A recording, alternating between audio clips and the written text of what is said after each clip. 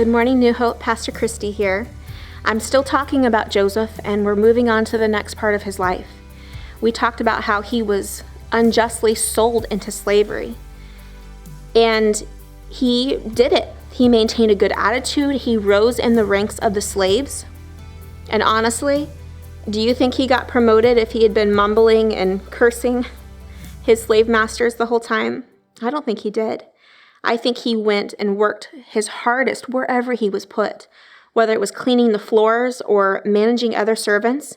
He treated everyone around him justly, and that's why he rose in the ranks. He went all the way up to the top, where the only person higher than him was Potiphar, and I'm sure this took him a long time to work his way up. He obviously was very attractive, because Potiphar's wife starts looking at him and starts noticing what a handsome young hunk he is.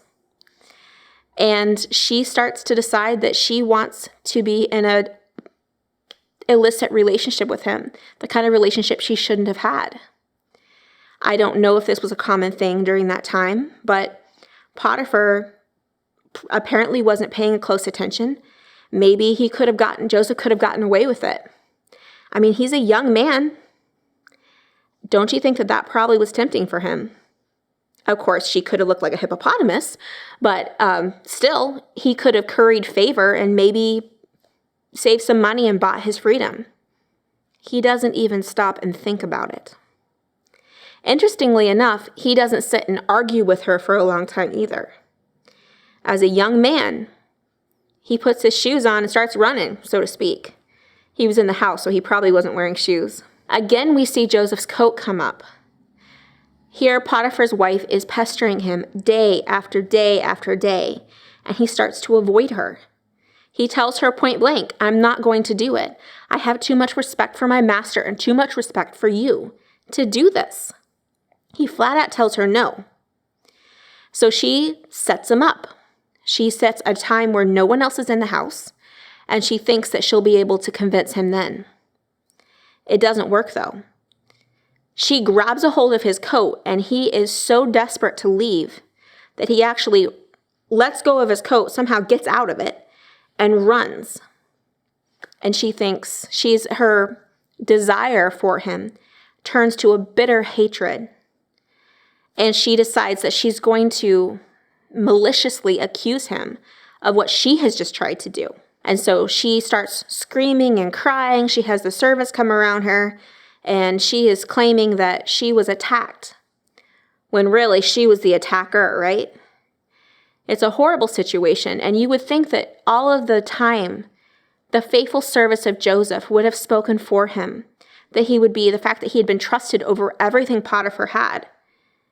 But Potiphar doesn't believe him, or he doesn't want to be embarrassed by accusing his own wife. I've had someone say that if Potiphar really thought that he had attacked his wife, he would have just killed Joseph, but he doesn't choose to do that. I don't know, the scripture doesn't tell us whether Potiphar believed his wife or not, but we do know that Joseph went from a position of somewhat power, being a head slave in a powerful man's household. He went from that to being in prison. And he has to start again. Now he has this reputation as someone who attacks women. It wasn't who he was at all. In fact, it was so unjust, it must have just made his stomach turn. I think it would have made anyone who hears the story, it makes them kind of cringe to see what Potiphar's wife did to him.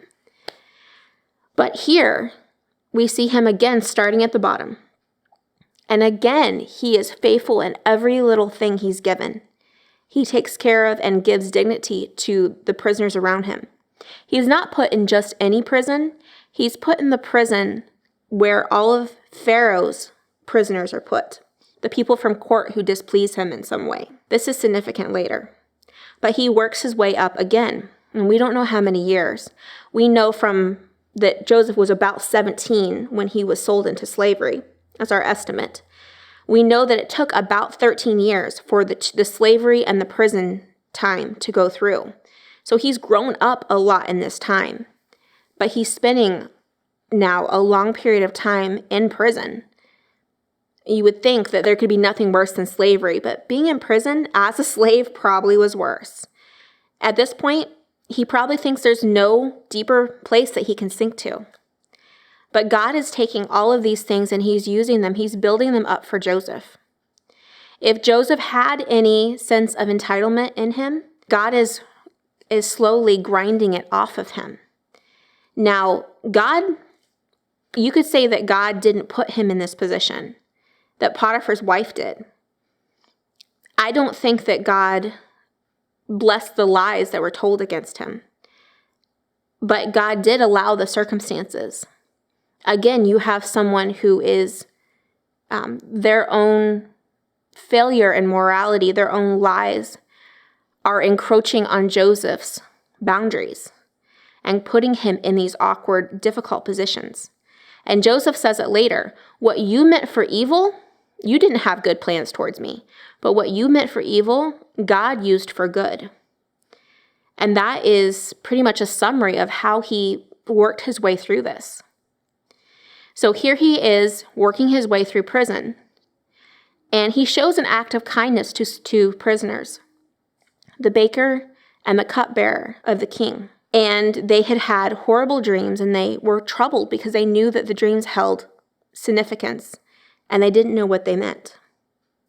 He was able to tell one that he would be freed the next day, but he told the other, unfortunately, you're going to die. And the meaning of the dream was what they were asking. Then he turns to the one who will be freed, and he said, you're going to go back to your position of power. Please remember me.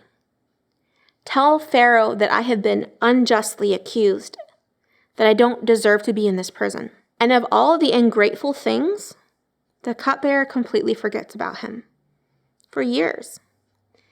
He doesn't even remember him.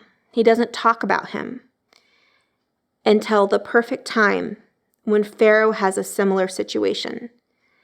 And that completely changes. He remembers again the man in prison who helped him. And it's interesting, Joseph could say, I was forgotten. I was set aside. I was abused. I was useless. I was wasted. Don't you feel like his life was being wasted? God had such promise for him. And here he is abandoned. No one even knows his true name. And his dreams of being a leader are smashed. I find that a lot of times God allows our dreams and our passions to be sacrificed and to die. And then he will resurrect them, but they will look different than how they looked when we thought about them first. What dreams are going on in your life? What circumstance seemed to be so unfair, so unjust? And you wonder, God, why? Why have you allowed this to happen? Do you know God is tough enough? He's big enough to handle those questions. There are times where I ask God why.